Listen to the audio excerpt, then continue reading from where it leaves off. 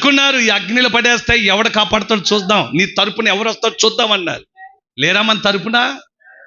చెప్పాలి, మన తరపున లేరా? చెప్పాలండి బ్రదరా, మన తరపున లేరా?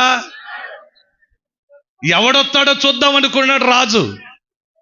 ఎత్తసరి బలశూరులు కూడా అనుకున్నారు, రాజ్యం అనుకుంది. బానిసలుగా బ్రతుకుతున్న వారలారా, మీ తరపున రాజుని ఎదిరించేంత శక్తి ధైర్యం ఎక్కడి నుండి వచ్చిందిరా మీకు? మీ తరపున ఎవడొస్తాడో, ఎవరెవరు వస్తారో చూద్దాం అనుకుంటే వీళ్ళు చూడండి, ఎవరు వస్తారో చూపిస్తానన్నారు. వీళ్ళ